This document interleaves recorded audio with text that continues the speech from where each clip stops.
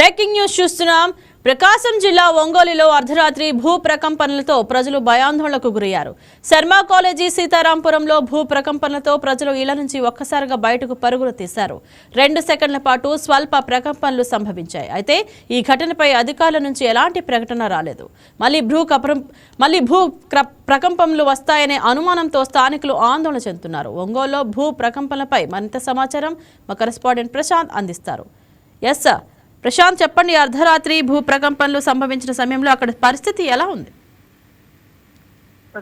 ప్రకాశం జిల్లా ఒంగోలులో శుక్రవారం రాత్రి అంటే అర్ధరాత్రి సమయంలో ఈ యొక్క స్వల్ప భూ ప్రకంపనలు అయితే చోటు చేసుకున్నాయి. దీంతో ప్రజలైతే ఒక్కసారిగా భయాందోళనకైతే గురయ్యారు.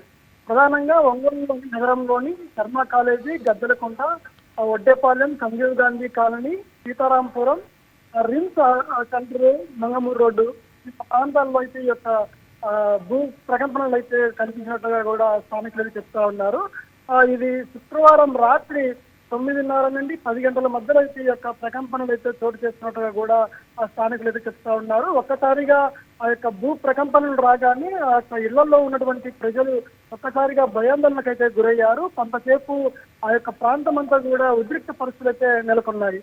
అయితే గతంలో కూడా ఈ యొక్క ప్రాంతంలోనే 2 సార్లు కూడా ఇలాంటి భూ ప్రకంపనలు కూడా చోటు చేసినటువంటి ఘటనలు కూడా ఉన్నాయని చెప్పేసి స్థానికులు చెప్తా ఉన్నారు. గతంలో అర్ధరాత్రి వేళ కావచ్చు లేదా తెల్లవారుజామున కూడా కావచ్చు ఇలాంటి భూ ప్రకంపనలు అయితే వచ్చినట్లుగా కూడా స్థానికులు అయితే చెప్తా ఉన్నారు.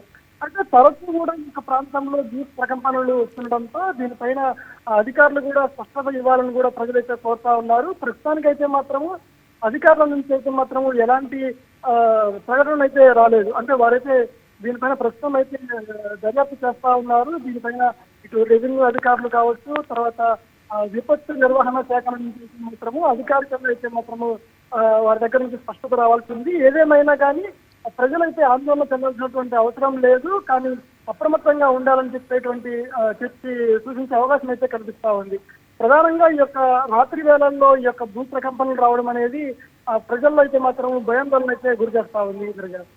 ఎస్, మళ్ళీ ప్రకంపనలు వస్తాయనే భయంతో ప్రజలు ప్రస్తుతం ఎలా స్పందిస్తున్నారు? అక్కడ ఎలా ఉంది పరిస్థితి? ఒక్కసారిగా రాత్రి వేళల్లో ఈ యొక్క భూ ప్రకంపనలు రావడంతో ఒక్కసారిగా ఇళ్లలో నుంచి ప్రజలు కావచ్చు, అదేవిధంగా రాత్రి వేళల్లో ఆఫీసుల వద్ద ఉన్న వాళ్ళు కూడా ఒక ప్రాంతం నుంచి బయటకు వచ్చినటువంటి పరిస్థితి ఉంది.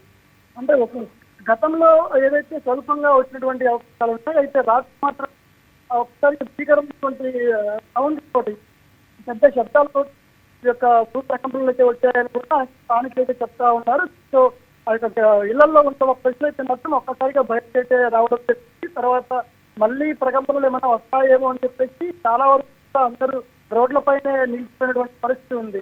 దాదాపు కొంతసేపు అయితే మాత్రం ప్రాంతంలో ఉద్రిక్త పరిస్థితులు అయితే నెలకొన్నాయి.